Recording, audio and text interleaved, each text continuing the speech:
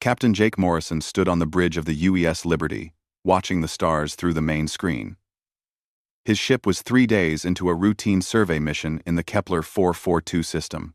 The crew had been mapping planets and checking for resources. It was supposed to be boring work. "Captain, I'm picking up something strange on long-range sensors," said Lisa Grant from her position at the tactical station.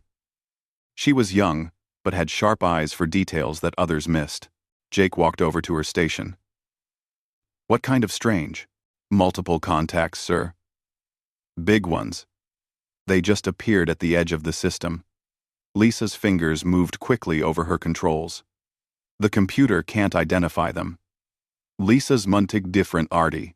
They're not in any of our databases." Amy Torres looked up from communications. "Sir, I'm detecting some kind of transmission. It's not using any human frequency." Ryan Palmer, the chief engineer, climbed up from the lower deck. "Captain, those energy readings don't match anything we've ever seen. Whatever those ships are using for power, it's way beyond our technology." Jake felt his stomach tighten. In all of human space exploration, they had never found another intelligent species. Now, it looked like another species had found them. "Put the transmission on speakers, Amy. Let's see if we can understand anything." Strange sounds filled the bridge. They were harsh and clicking, nothing like any human language. The computer worked to find patterns, but after several minutes, it gave up. "Sir," Lisa said, her voice tight with worry. "They're moving toward us. Fast. I count at least 50 ships, and some of them are huge. The biggest one is 10 times the size of our ship." Jake made his decision quickly. "Amy, broadcast on all frequencies. Use the standard first contact protocols. Tell them we come in peace and want to talk." Amy's hands shook slightly as she sent the message. The crew waited, watching the alien ships get closer. The vessels looked strange on the sensors, like they were part machine and part something alive. "Captain," Ryan said quietly, "their smallest ship has more firepower than our entire fleet back home. If they want to fight, we're in serious trouble." "Then let's hope they don't want to fight," Jake replied, though he was thinking the same thing. The alien transmission changed suddenly. This time, the sounds were different. The computer worked harder, and slowly, words began to form in English. "Primitive species. You will surrender immediately. Your vessels will be destroyed if you resist. Submit to the Zephyrian Empire or face complete destruction." The bridge went silent. Everyone stared at the speakers. "Well," Jake said after a moment, "I guess we know they speak our language now." Lisa checked her sensors again. "Sir, they're powering up weapons. All of them." Jake activated the ship's communication system. "This is Captain Jake Morrison of the United Earthship Liberty. We represent humanity, and we come in peace. We do not wish to fight, but we also do not surrender to threats. If you want to talk, we can talk. If you want to fight, then we'll fight." Amy looked at him with wide eyes. "Sir, did you just tell aliens we'd fight them?" "Yeah, I did," Jake said. "Because that's what humans do when someone threatens us." The alien response came quickly. "You dare refuse the Zephyrian Empire? Your species will learn the price of defiance." The first alien ship opened fire. Bright energy beams cut through space toward the Liberty. Ryan had already started moving power to the shields, but everyone knew it wouldn't be enough. The ship shook hard as the alien weapons hit. Lights flickered, and several control panels sparked. "Shields down to 60%, Lisa reported. "They're charging for another shot." "Return fire," Jake ordered. "All weapons." Lisa fired everything the Liberty had. The ship's plasma cannons and missile launchers sent their attack toward the alien vessel. To everyone's surprise, the alien ship's shields flickered and went down. "Their shields are down," Lisa said, amazed. "How is that possible?" "I don't know, but keep firing," Jake replied. The Liberty's weapons hit the alien ship's hull, causing explosions across its surface. The alien vessel pulled back, clearly damaged. "Captain," Ryan called out. I'm reading something weird about their ships. They're not just technology. There's biological material mixed in with the metal. Maybe that's why our weapons work better than expected. More alien ships moved forward, firing at the Liberty. The human ship shook under the attack, but Lisa kept shooting back. She managed to damage 2 more alien vessels before their shields failed completely. "Sir, we can't take much more of this," Ryan reported. "I'm trying to keep the engines running. But we need to get out of here," Jake nodded.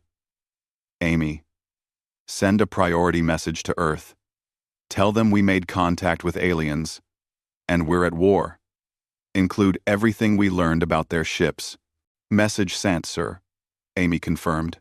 "Ryan, get us ready to jump to hyperspace. Lisa, keep shooting until the last second."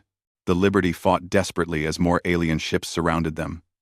Lisa destroyed 1 more enemy vessel, but the human ship was falling apart around them. "Jump drive ready," Ryan announced. "Do it," Jake ordered. The Liberty disappeared into hyperspace just as a massive alien energy beam passed through the space where they had been. In the alien fleet, Commander Vex Tar stared at the empty space where the human ship had been. "How did one primitive vessel damage 4 of our ships?"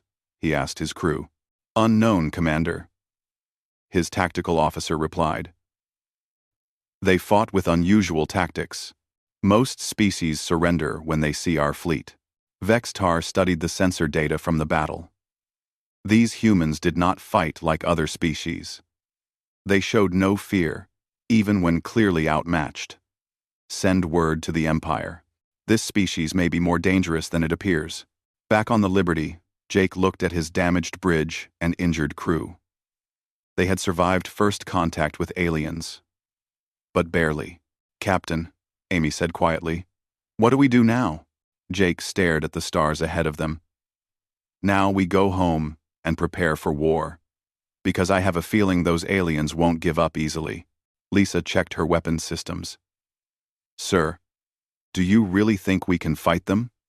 They're so much more advanced than us." "Maybe," Jake said. "But did you see what happened when we actually fought back? They didn't expect that. They thought we'd just give up." He turned to face his crew. "But here's what they don't understand about humans. We don't know how to give up. And that might just be enough." The Liberty raced through hyperspace toward Earth, carrying news that would change everything. Behind them, the Zephyrian fleet prepared for war against a species they didn't understand, a species that had just proven they would fight back, no matter how hopeless things looked. The war between humanity and the Zephyrian Empire had begun with a simple choice. When faced with surrender or death, humans had chosen to fight. Now both species would learn what that choice really meant. 6 months had passed since the Liberty returned to Earth with news of the aliens. Admiral Kate Sullivan stood in the command center of the UES Defiant, watching displays that showed enemy ships at the edge of their solar system. The Zephyrians had finally come to Earth. "How many ships, Ben?" she asked Colonel Ben Hayes, her chief strategist. "Our long-range sensors count over 500 vessels," Ben replied, his face grim. "Their flagship is massive. It's bigger than anything we've ever built." Dr. Alex Chen looked up from his workstation. "Admiral, I've been studying the data from the Liberty's encounter. These Zephyrians use biological technology. Their ships are part living creature, part machine." Kate nodded. Earth had spent 6 months preparing for this day. Every shipyard had worked around the clock, building new vessels. Every person on Earth knew what was coming. "Incoming transmission," reported Communications Officer Danny Walsh. "It's from the alien fleet." "Put it on screen," Kate ordered. The main display showed an alien face that looked like a cross between a lizard and an insect. Its eyes were cold and black, and when it spoke, its voice was harsh and threatening. "I am Fleet Commander Krelnoth of the Zephyrian Empire. You have 72 hours to surrender completely. Give us control of all your worlds, and we will allow 10% of your species to live as our slaves. Refuse, and we will destroy every human in the galaxy." The transmission ended. leaving the command center in silence. "Well," Kate said after a moment, "that was friendly." Ben pulled up tactical displays. "Admiral, we have 89 ships ready for battle. They have over 500. The math doesn't look good. Since when do humans care about math when someone threatens our families?" Kate asked. "What's our status on Project Heimdall?" "All defense platforms are online," Ben confirmed. "The asteroid belt installations are ready. And General Tom Bradley confirms that resistance cells are prepared on every colony world." On Earth's surface, President Maria Rodriguez was addressing the United Earth Assembly. The massive hall was filled with representatives from every nation and colony. "Fellow humans," she began. "6 months ago, we learned we are not alone in the universe. We also learned that our new neighbors want to destroy us or make us slaves." Angry voices filled the hall. Representatives shouted questions and demands. Maria raised her hand for silence. "They give us 72 hours to surrender. I want to make our answer very clear." She looked directly into the cameras broadcasting to the entire human race. "We do not surrender. We do not bow to threats. We are humanity. And we have survived ice ages, plagues, wars, and every disaster this universe has thrown at us. We will survive this too." The hall erupted in cheers. Across Earth and all human colonies, people watched their president's speech with growing determination. Back on the Defiant, Dr. Chen was explaining his discoveries to Admiral Sullivan and Colonel Hayes. "Their biological technology is their strength, but it might also be their weakness," he said, showing them diagrams. "I've found specific electromagnetic frequencies that disrupt their biotech integration. If we can build weapons using these frequencies, we might have a chance." "How long do you need?" Kate asked. "Our weapons teams have been working on prototypes. We can retrofit some of our ships in the next 48 hours. Alex replied. Ben studied the tactical situation. "Admiral, I have an idea. These aliens expect us to fight like a normal military. But we're not normal. Are we?" "What do you mean?" Kate asked. "They conquered 17 other species by using overwhelming force. The other species probably tried to minimize their losses and protect their important targets. But what if we don't care about normal tactics?" Kate smiled grimly. "Go on. What if we use every ship we have, including civilian vessels? What if we fight in ways they've never seen before? What if we make them pay for every inch of space they take?" Meanwhile, on the mining station Ceres, Captain Steve Walsh was preparing his ship, the UES Guardian, for battle. His crew included weapons officer Julie Martinez and navigator Chris Thompson.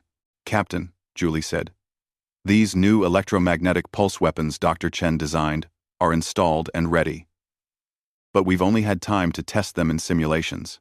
Then we'll test them on live targets," Steve replied. "That's what humans do.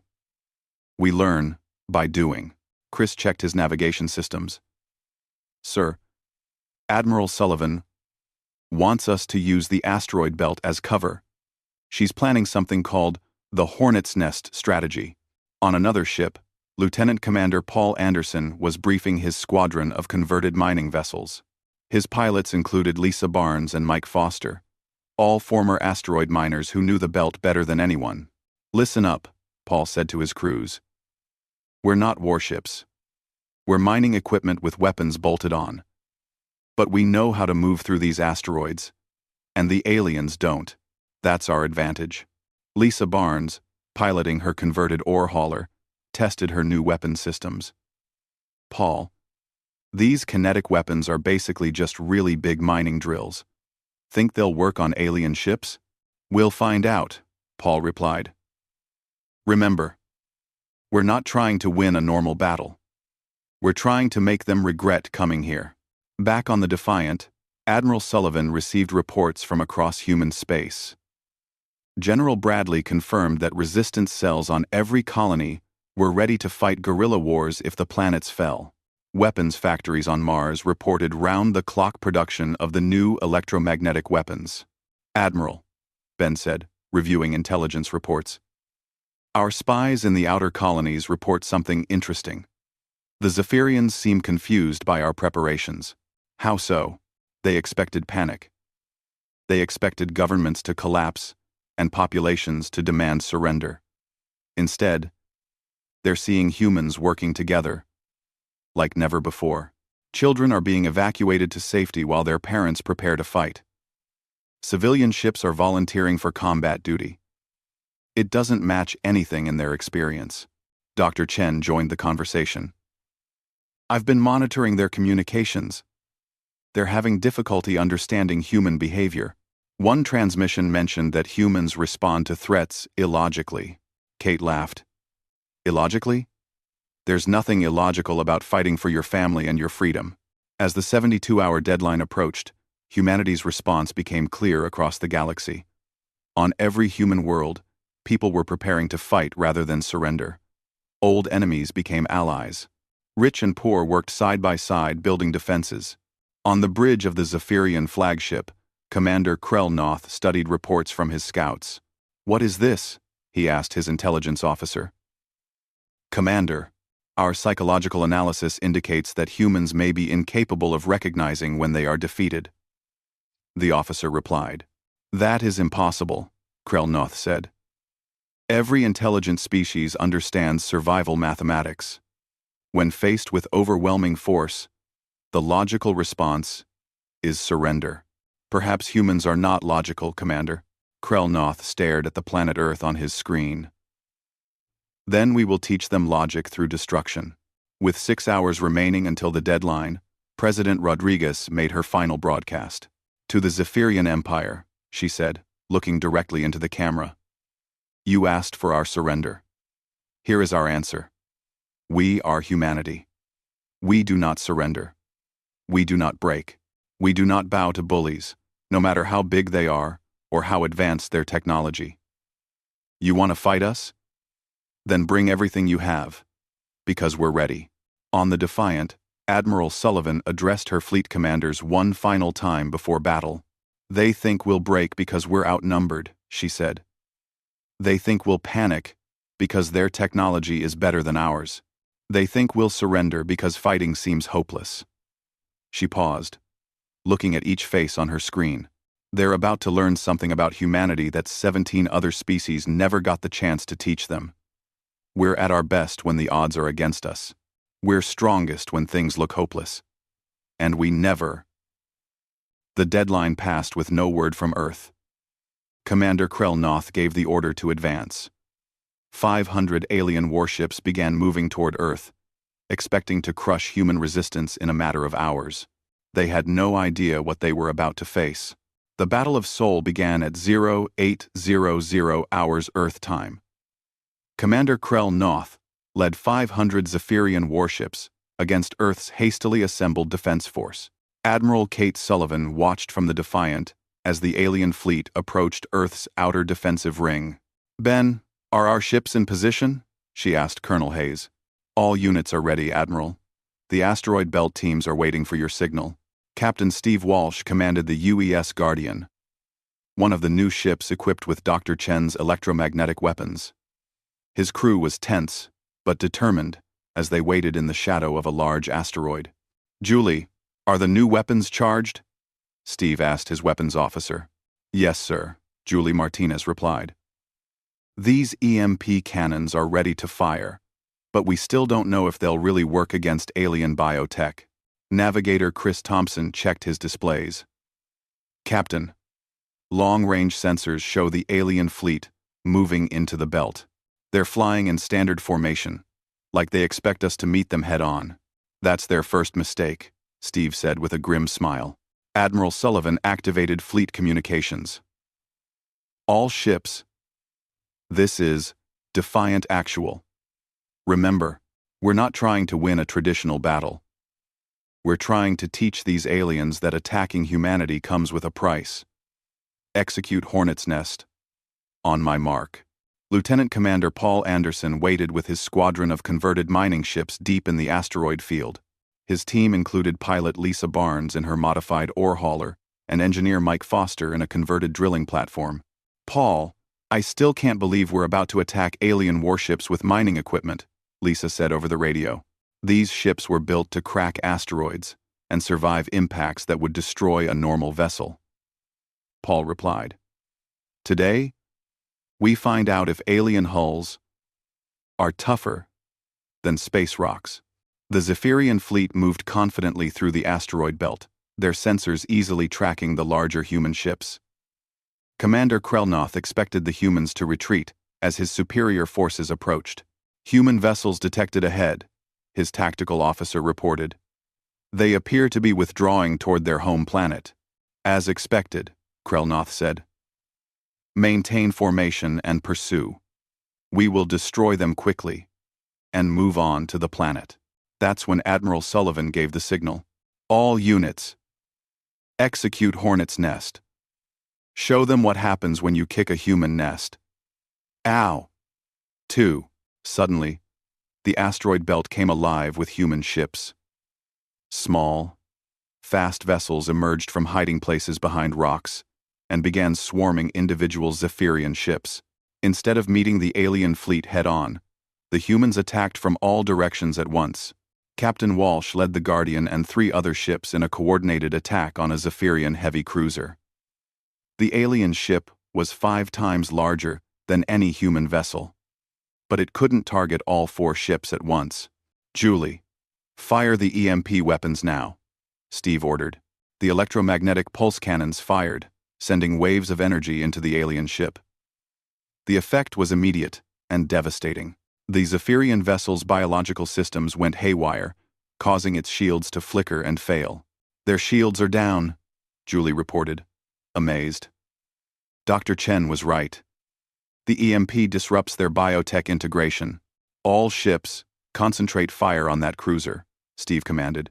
4 human ships poured plasma fire and missiles into the unshielded alien vessel. Explosions rippled across its hull as the biomechanical systems failed. The mighty Zephyrian cruiser, which had destroyed planets, was torn apart by ships a fraction of its size.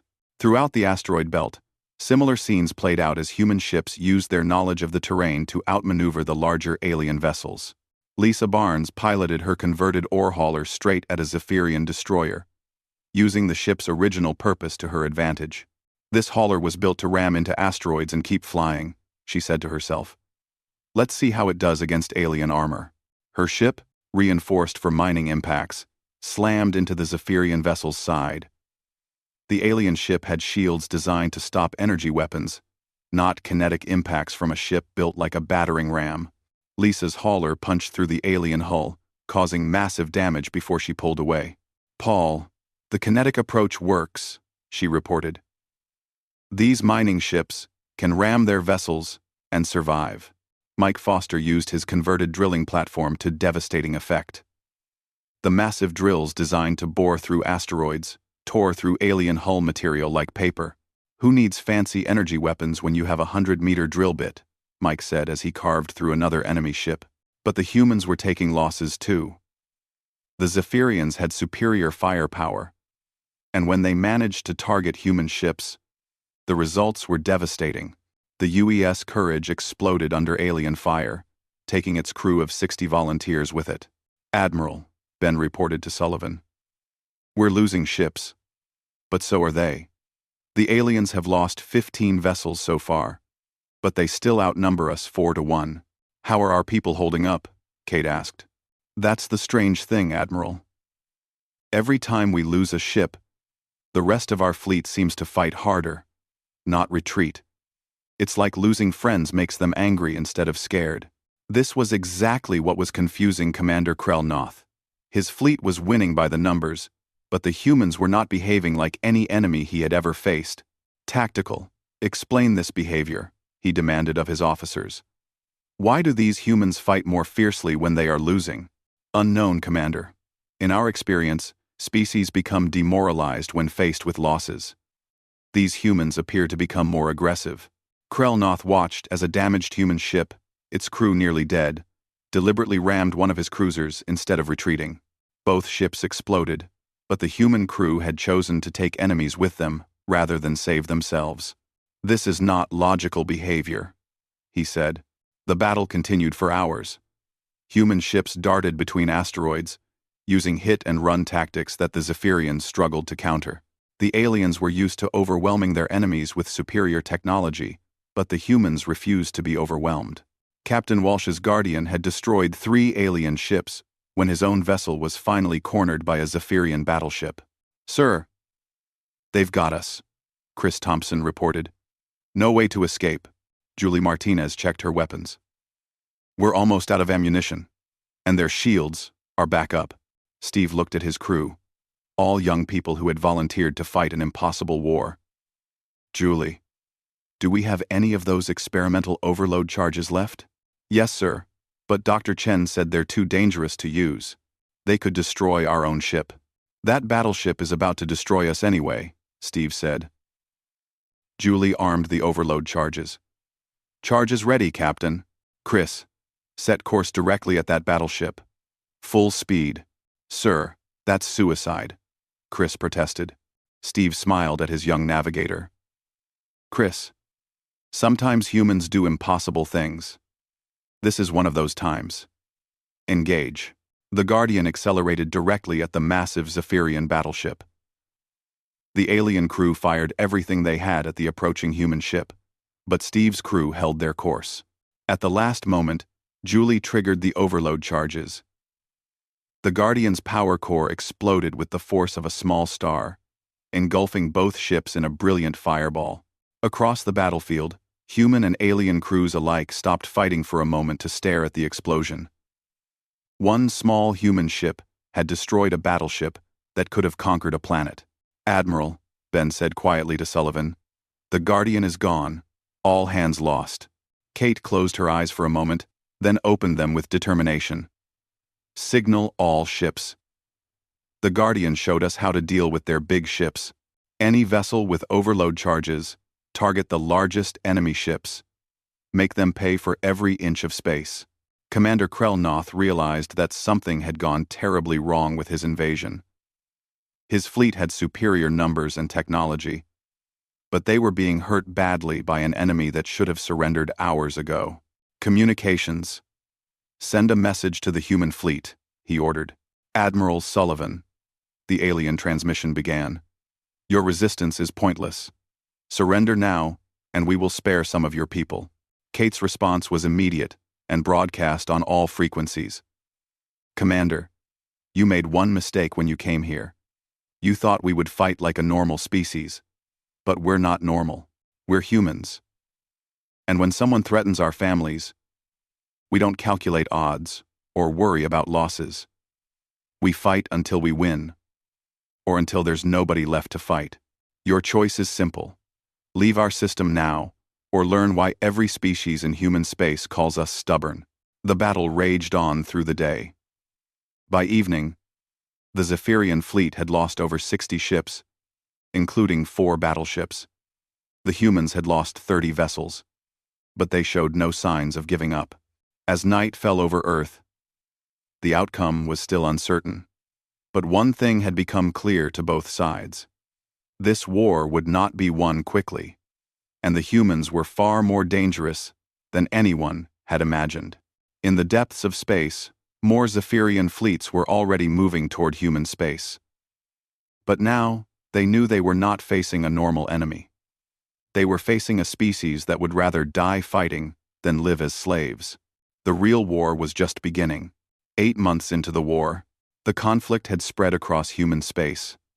On the colony world of New Geneva, the Zephyrians had learned that conquering human territory was very different from holding it. Resistance leader Carl Davis crouched in the ruins of what used to be the colony's main city. His team included demolitions expert Sandra Lee, reconnaissance specialist Danny Clark, and local militia captain Elena Rodriguez. They were planning their next attack on the alien occupiers. "Sandra, how many charges do we have left?" Carl asked, studying a map of the Zephyrian base. 15 thermal explosives and 20 EMP grenades, Sandra replied. "Not much, but enough to hurt them." Danny crawled back from his observation post. "The aliens are sending out another patrol in 2 hours. Same route as yesterday. They don't seem to learn from their mistakes." Elena checked her rifle. That's the 5th patrol this week that hasn't come back. You'd think they'd change their tactics by now. Carl smiled grimly. That's the problem with bullies. They're used to people being afraid of them. They don't know how to deal with people who fight back. The Zephyrian occupation commander, Thex Val, was indeed having problems he had never faced before. His species had conquered 17 different civilizations, and all had submitted once their military forces were defeated. The humans were different. Status report, Thex Val demanded of his intelligence officer. Sir, we control the major population centers, but the countryside remains hostile. Human resistance groups attack our patrols daily. They use knowledge of local terrain to ambush our forces and disappear before we can respond. How many soldiers have we lost? Thex Val asked. Over 300 in the past month, sir. The humans show no concern for their own casualties. They will sacrifice themselves to kill even one of our soldiers. Thex Val studied reports from across the occupied territories. The same pattern repeated everywhere. Humans would not stay defeated. Each time his forces thought they had crushed local resistance, new fighters would appear. What about taking hostages? He asked. Surely they will surrender to protect their families. We tried that approach on the Kepler 186 colony, sir. When we threatened to execute hostages unless the attacks stopped, the humans attacked us even more fiercely. They rescued some hostages and avenged those they couldn't save.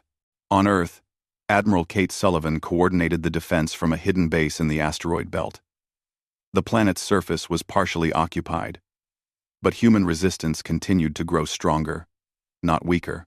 Admiral, Commander Roy Campbell reported, resistance movements on occupied worlds are reporting increased recruitment. Every Zephyrian atrocity seems to create more fighters, not fewer. Kate studied the tactical displays. What's our status on the liberation fleets? General Bradley reports that Operation Payback will begin next month. We've got ships and troops from every human world that's still free. The aliens occupied our colonies, but they left our shipyards and training facilities alone. They thought defeating our main fleets would end the war, Kate said. They didn't realize that was just the beginning. In the ruins of Neo-Chicago, Sergeant First Class Greg Martinez led his Marine squad through urban warfare that the Zephyrians had never experienced. His team included medic Hannah Walsh, heavy weapons specialist Tony Clark, and communications expert Kelly Morrison. Tony, do you have a shot on that alien walker? Greg asked as they moved through the rubble of a destroyed shopping mall. Tony Clark adjusted his position behind a concrete barrier. Give me 30 seconds to line up the rocket launcher. The Zephyrian war machine was 3 stories tall and covered in biological armor that could resist most human weapons. But Tony had learned that even alien biotech had weak points. Hannah, Kelly, provide covering fire, Greg ordered. The 2 Marines opened fire with their rifles, forcing the alien crew to focus on them while Tony aimed his weapon. Rocket away, Tony called out. The anti-tank missile struck the war machine's leg joint, where biological tissue connected to mechanical components.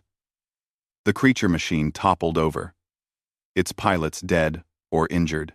That's the 3rd one today, Kelly said with satisfaction. These aliens might have better technology, but they don't understand urban warfare. Greg nodded. They're used to open battles where their superior firepower matters.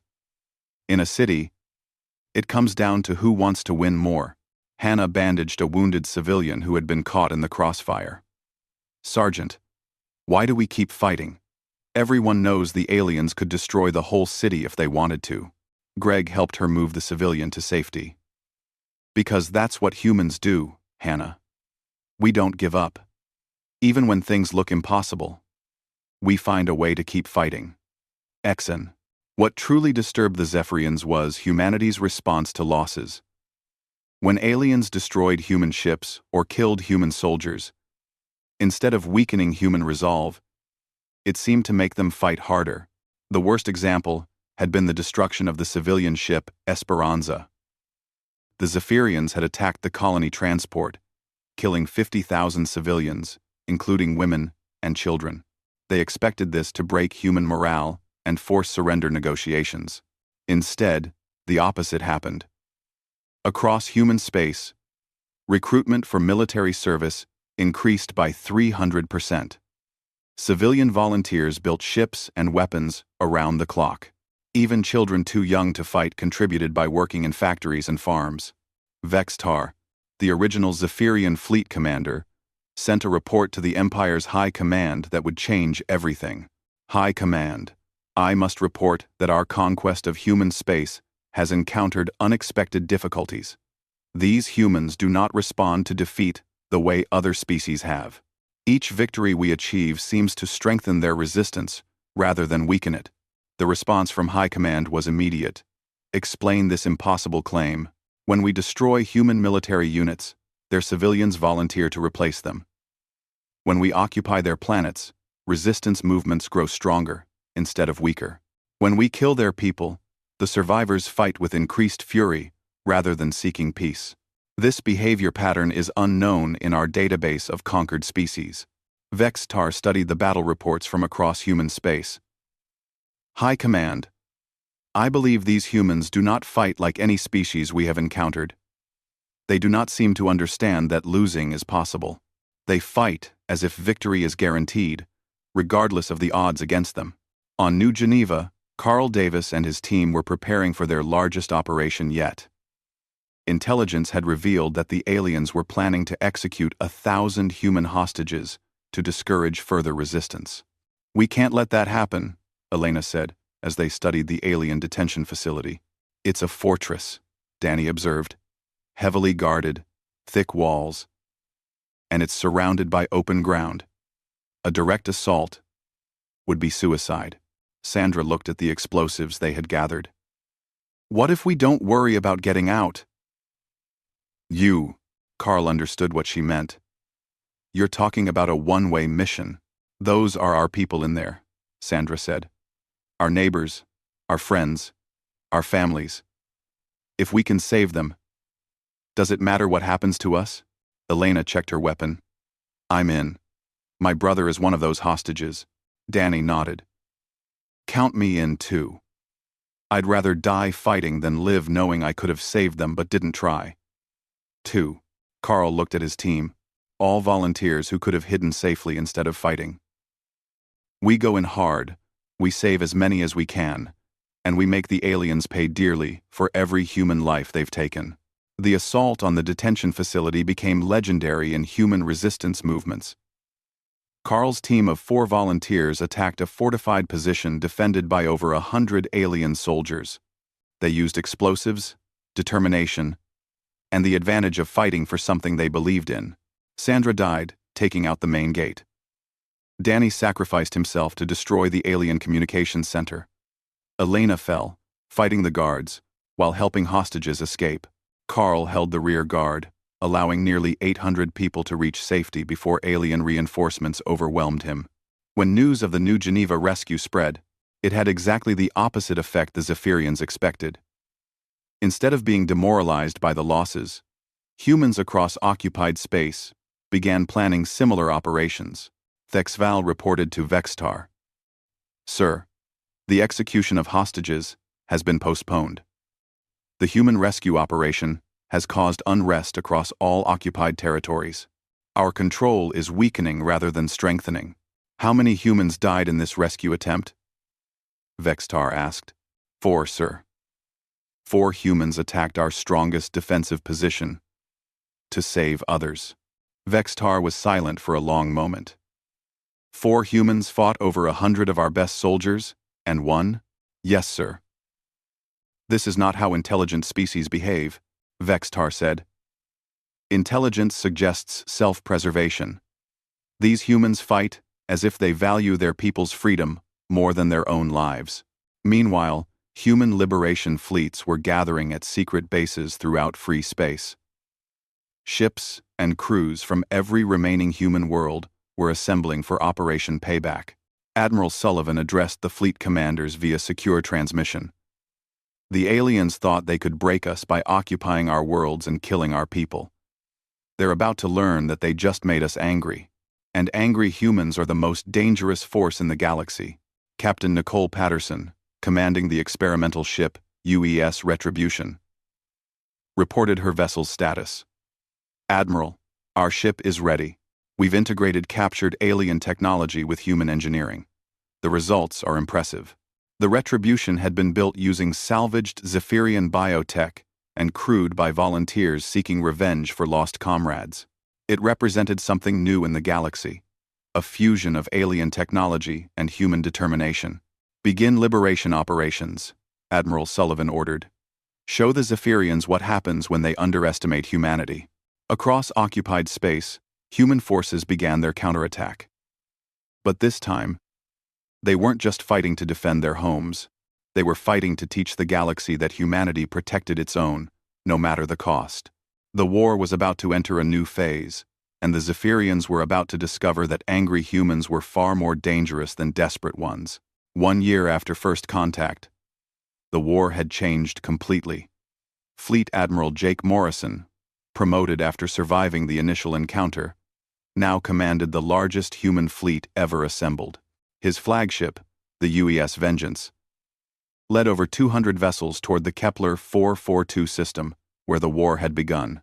Admiral, reported his tactical officer, Lieutenant Commander Sarah Kim.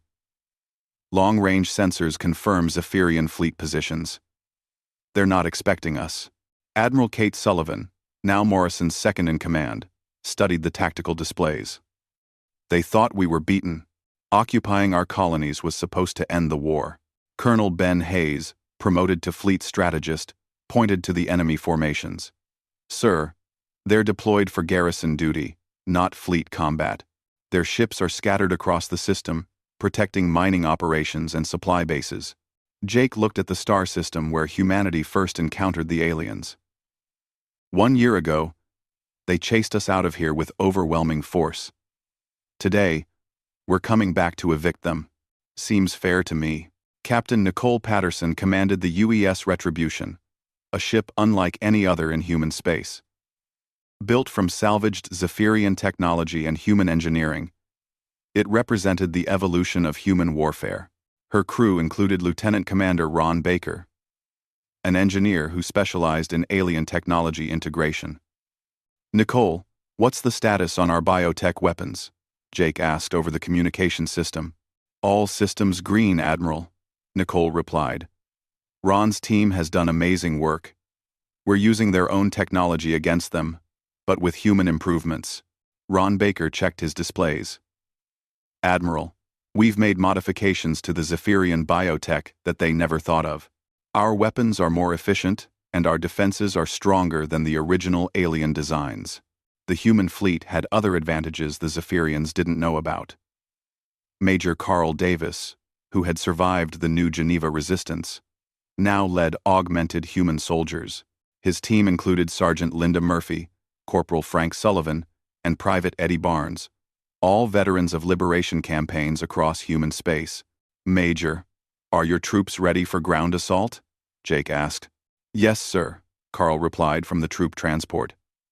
My soldiers are equipped with captured alien biotech integrated with human combat systems. We've tested the equipment on 5 different worlds. It works.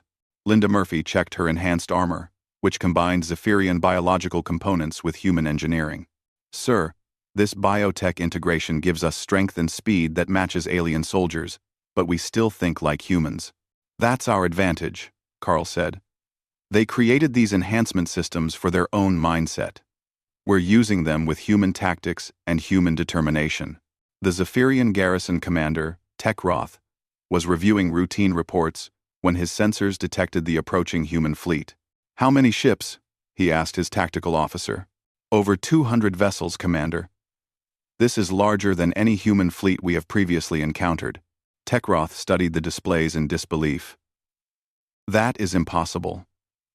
Our intelligence reports indicate that human shipbuilding capacity was severely damaged in our early attacks. Apparently our intelligence was incorrect, sir. The truth was that humanity had done something the Zephyrians thought impossible. Instead of centralizing production like most species, humans had built thousands of small shipyards across their territory. When the aliens destroyed major facilities, smaller ones took over production. Sir, the tactical officer continued. The human fleet includes vessel designs we have never seen before. Some appear to be constructed using our own technology. Tekroth felt something his species rarely experienced: uncertainty. Send an immediate distress signal to the nearest fleet. Request immediate reinforcements. Sir, the nearest Zephyrian fleet is 3 days away. Then we hold this system for 3 days. The battle began when Captain Patterson's Retribution led the assault on the Zephyrian command ship. The alien vessel was a biomechanical monster designed to terrify enemies into surrender. Instead, it faced a ship built specifically to kill its own kind. Ron, engage the biodisruptor cannons, Nicole ordered. The weapons that Dr. Alex Chen had originally designed as electromagnetic pulse systems had evolved into something far more devastating. They didn't just disrupt alien biotech.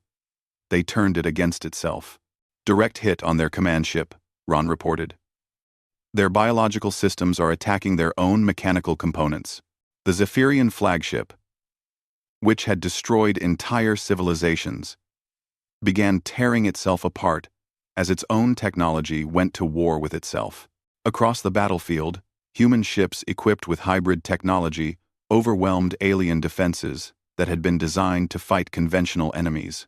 Lieutenant Commander Paul Anderson led his squadron of mining ships, now fully militarized, against Zephyrian supply vessels. His team included veterans Lisa Barnes and Mike Foster, who had become expert at using industrial equipment for warfare. Remember, these supply ships are carrying resources they stole from human colonies, Paul told his squadron. Let's take our property back. Lisa Barnes, now commanding her own vessel, used mining charges to devastating effect against alien cargo haulers. These ships aren't built for combat. They expected to operate in safe territory. That was their mistake, Mike Foster replied, using his drilling platform to tear through alien hulls. There is no safe territory when you're fighting humans. On the ground, Major Davis led the first assault on a fortified Zephyrian mining complex. His enhanced soldiers moved with superhuman speed and strength, but fought with purely human tactics. Linda, Frank, take the left flank, Carl ordered as his team approached the alien fortifications. Eddie, you're with me on the main assault. The Zephyrians had never faced human soldiers enhanced with their own biotechnology. Linda Murphy moved faster than any unaugmented human could, but she used cover and tactics that confused alien defenders. These humans fight differently than our combat programs predict, the alien garrison commander reported to Tekroth. They use our enhancement technology but apply strategies we have never encountered. Sergeant Linda Murphy destroyed 3 alien defensive positions in minutes, moving through their lines like a force of nature guided by human intelligence. Corporal Frank Sullivan used his enhanced strength to tear alien weapons from their mounts and turn them against their former owners. Sir, these biotech enhancements are incredible, but they're even better when you don't think like an alien. Private Eddie Barnes, the youngest member of the team, single-handedly captured an alien command post by using tactics no Zephyrian would consider. Instead of attacking directly, he infiltrated through maintenance tunnels and attacked from inside their own defenses. Major, the mining complex is secure, Eddie reported. The aliens surrendered when they realized we were using their own technology better than they do. The space battle continued for hours, but the outcome was never in doubt. The human fleet, using captured alien technology combined with human innovation, systematically destroyed or captured every Zephyrian vessel in the system. Admiral Morrison's final assault targeted the largest alien base on Kepler 442b. The massive fortress had been built to process resources from the entire system and was defended by the most elite Zephyrian forces. Kate, are our boarding parties ready? Jake asked. Carl's augmented soldiers are standing by, Admiral Sullivan replied. The aliens are about to face enhanced humans in close combat. The boarding action was brief but decisive. Human soldiers with alien biotech enhancements and human tactical thinking swept through the fortress like an unstoppable force. Commander Tekroth found himself face-to-face with Major Davis in the fortress command center. The human soldier was faster and stronger than should be possible. But what truly terrified the alien was the cold intelligence in the human's eyes. "Surrender," Carl said simply. "This is impossible," Tekroth replied. "You are using our technology against us." "That's what humans do," Carl said. "We learn, we adapt, and we improve. You gave us your biotech when you attacked our colonies. We just made it better." When the battle ended, the Kepler 442 system was under human control for the first time in a year. But more importantly, the Zephyrian Empire had learned something that would change the course of the war. Fleet Commander Vex Tar, monitoring the battle from his distant flagship, sent an urgent message to the High Command. "The humans have reversed our technological advantage. They are using our own biotechnology with improvements we never conceived. They have become more dangerous than we are." The response from High Command was immediate. "This is unacceptable. How did a primitive species achieve technological superiority?" Number 1. "They did not achieve it," Vex Tar replied. "We gave it to them when we attacked their worlds and left our technology where they could study it. They learned from us, then improved on everything we taught them."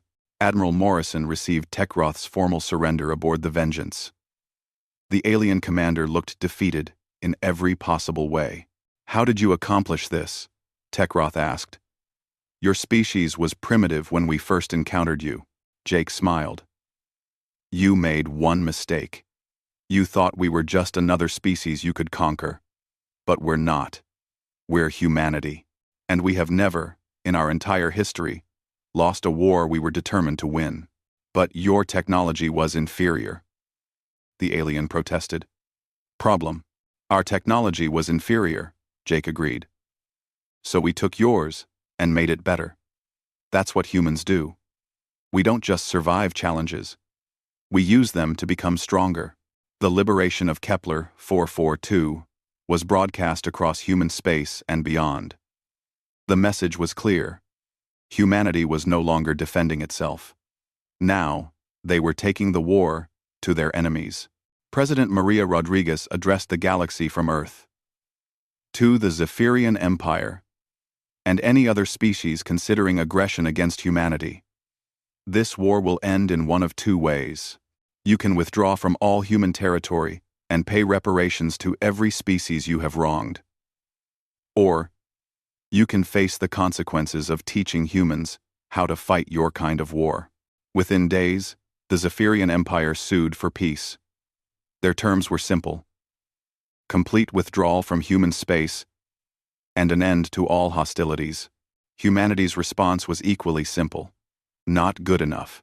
The final phase of the war had begun, and now the Zephyrians were the ones who were outgunned, outfought, and outthought. The hunters had become the hunted, and they were learning what every bully eventually discovers: there's always someone tougher than you are. Captain Morrison, back aboard a new UES Liberty, received a distress call from an unknown species under attack by a different alien empire. His response set humanity's new role in the galaxy. Set course for the signal. It's time to introduce another species to human diplomacy. The war that was supposed to end with humanity's destruction had instead ended with humanity becoming the galaxy's protector. And every species in the galaxy now knew one simple truth: when humans decide to fight for something, they simply do not lose.